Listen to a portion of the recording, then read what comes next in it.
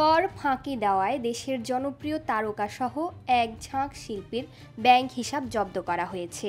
এ বিষয়ে প্রজ্ঞাপন জারি করেছে জাতীয় রাজস্ব বোর্ড। সেই তালিকায় আছেন চিত্রনায়িকা মৌসুমী, চিত্রনায়ক বাপ্পারাজ, চিত্রনায়িকা নুসরাত ফারিয়ার মতো তারকারা। জানা যায় মোট 25 জনের ব্যাংক হিসাব জব্দ করা হয়েছে। এই মর্মে একটি নোটিশও প্রকাশ করেছে জাতীয় রাজস্ব বোর্ড। তারকাদের ঠিকানায় চিঠিও প্রেরণ করা হয়েছে বলে জানিয়েছেন এনবিআর ঊর্ধ্বতন এক কর্মকর্তা। গণমাধ্যমকে তিনি বলেন, সময়মতো কর পরিশোধ না করায় বেশ কয়েকজন তারকার ব্যাংক হিসাব জব্দ করা হয়েছে। ইতোমধ্যেই বেশ কয়েকজন তাদের কর পরিশোধ করেছেন, কয়েকজন সময় নিয়েছেন। কর পরিশোধ হলেই ব্যাংক হিসাবে সব ঝামেলা মিটে যাবে।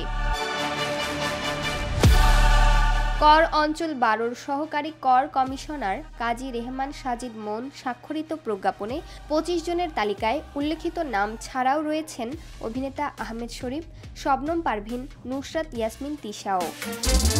রোমাকান্তা কোয়েল, বার্তা 24।